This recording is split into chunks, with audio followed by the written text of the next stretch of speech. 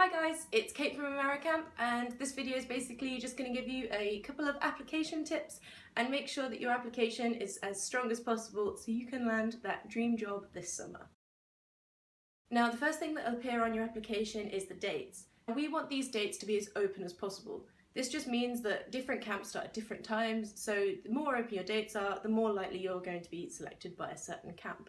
Because if you're not available for the dates they need you to be, they can't select you. Now, the best dates to have are probably from the 1st of June up until the end of August. Obviously, if you can go into May, that's great because some of the camps do start in May, and if you can go into September as well, that's also great. And if you're not available from the 1st of June, whether you're finishing school, finishing uni, anything like that, then you can cut it into around mid-June, just before. I wouldn't advise any later than that because most of the camps will start in June, and I think the latest date is around the 20th. But that may change depending on the year. Now, dates are really important. If you don't have the best dates, then it's not the be-all and end-all, but it does minimise the camps that can choose you. I found this when I was an applicant, and I only actually had the minimum amount of weeks available. I did get chosen, but it took a lot longer, and I also had to turn down a place because of changing circumstances. So really make sure those dates are, 1, dates that you can do, and 2, that they're as open as they possibly can be. Now, the next thing that I see all the time when I'm interviewing applicants is that people have misconceptions about the camps that they've selected. We ask for a minimum of 4 camps out of all of the types that we offer, but you can select all of them if you wish. This is what we recommend just because it opens you up to all of the different camps, meaning that there's more to choose from and more camps that can choose you. But obviously people seem to think that a camp can be one way, or they think that they're going to have to do certain things at camp that they wouldn't be comfortable with, and that's not always the case. So I'm going to go through all of the different camp types and kind of explain to you what they're really like, just so that you can understand that when choosing them for your application. Now, the first one is the traditional camps. This is sing around the fire, sleep out under the stars. It's also probably the most popular camp that we offer, and it will be very likely that you'll get placed in a camp which at least takes part in some of the different camp experiences that you'd get from a traditional camp, even if it's not necessarily called a traditional camp. The next one is also very popular and not very often missed out. It is the specialist camp. If you want to coach football, you might go to a football camp, gymnastics camp, performing arts camp. If you've got a speciality skill that you really want to focus on, then definitely select this camp type. Now, if you're looking for more of a general camp counsellor role anyway, I'd still suggest selecting this one. Just because you're going to a speciality camp doesn't mean that you have to be a specialist in that area. It just means that that's what they generally focus on. It also doesn't mean that they're only focusing on that activity. They can often offer different activities as well as what they specialise in. Next one, again, not very common to miss off, is the day camp. This is basically a traditional camp, but kids come in the morning and leave at night. They can be just as good as the traditional camps. You still get to know the kids, you still get to do all the activities. It just means that they go home during the day. It also might mean that they might be younger kids, just because they might not be wanting to go out on a residential camp yet, they might not be ready. So do expect that the age that it will start might be a little bit younger for the day camps. The next one is the Girl Scout camps. Number 1 misconception about this camp: you don't have to be a girl to go. Yes, the campers will be girls, and some of the camps only accept female staff. However, some of the Girl Scout camps also allow for mixed staff. That means that if you're a boy with scouting experience, I would definitely recommend putting this one down. If you're a boy or girl without scout experience, I'd still recommend putting this one down. It's a great experience to experience the scout life in America, and you'll also be doing similar activities to the traditional camps anyway. The next one is the underprivileged camps. Now, these are a really rewarding camp to go to. You're often seen as a lot more of a role model for these kids, maybe because they don't necessarily have the strongest role models in their present lives. This doesn't mean that's the same for every kid, but it does mean that there will be some kids that you really need to be that role model for them. It also means that they can finally be themselves without any of the pressures from home. So it means that you'll probably see a lot more personal development in your campers, and they can make decisions for themselves on what they really want to do for the first time and have opportunities that they wouldn't have had elsewhere anyway. So they're a really great camp if you want to make a difference to some young people's lives. 2 other great camp types are the specific requirements and the special needs camp. Both of these may require 24-hour care, but you will be fully trained in that you don't need experience with people with disabilities to work at either of these camps. If you want to work at one of these camps and you do have this kind of experience, awesome.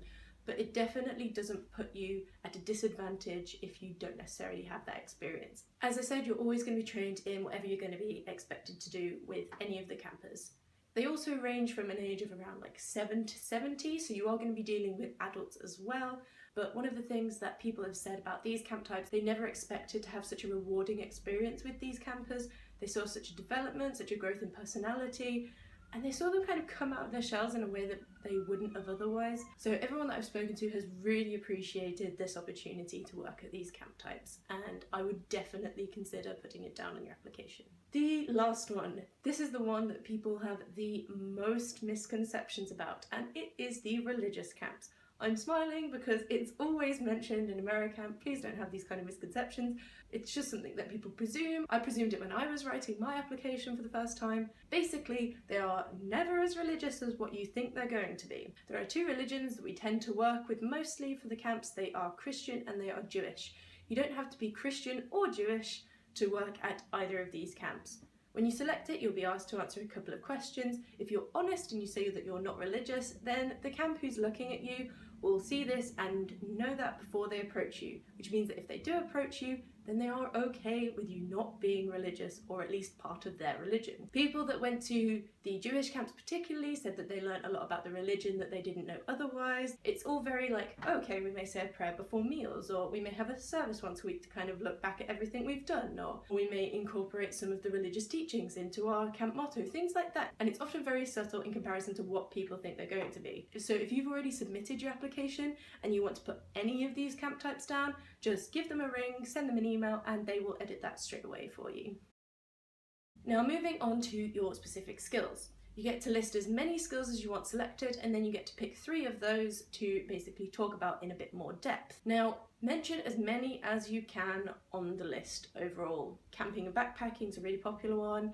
If you've got any photography experience, if you're a beginner in a language, anything like that, just put it down.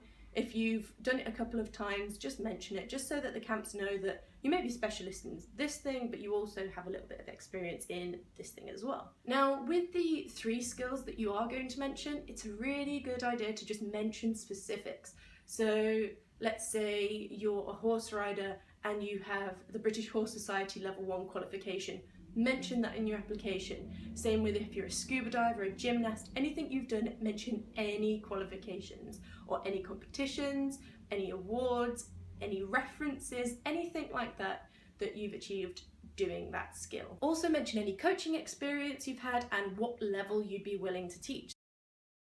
Now, if you don't think your application is as strong as it could be, then that's fine. That doesn't mean that there aren't things that you can be doing to make it stronger. We're really here to try and help you get that place. Here are just a couple of things that you can do to make your application as strong as possible. Now, the first one you can do, which is totally free and is an awesome experience to have on your application, is scouting or youth groups. You can volunteer for free at your local group, and they'll have beavers, which is like young kids, then they have cubs, scouts, explorers, and you can basically work with all the different ages. So if there's an age group that you don't have experience with, then this is a great way to get that experience. It's also really cool because you can go on camping trips, you can learn how to build fires, and you can gain some of the experiences that you may need at camp anyway. Let's say you're a tennis player and you want some coaching experience.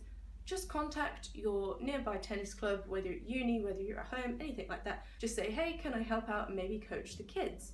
Or just give you a hand in setting up or anything like that. Any experience that you can get on that application related to your sport will make that skill a lot stronger. Take one-off courses, so if you don't have a lot of time to commit maybe, then you can do first aid courses, you might be able to find some courses online, you can do ropes courses like bouldering and things and learn how to belay. Those are all really great experiences to have. If you're still at school, then you can volunteer with any of the sports clubs or any of the other clubs going on. You could ask to assist in an art lesson, you could ask to assist in a language lesson. You can also do D&V, that's a really great one because it gives you all the camping and navigation experience that you want to get. If you're at uni, you can join a society, help run an event. It shows that you're kind of interested in being outdoors, or you're interested in that skill in particular. It just looks really great to show that you've kind of put yourself out there. Once you've submitted your application, you'll be put through to an interview and you need to get your video and your references done. There's a video that AmeriCamp have made to help you with your video. I can put that in the link in the description below if you're working on that now. This is the end of the video. Thanks from me and everyone at AmeriCamp, and we hope you have the summer of a lifetime.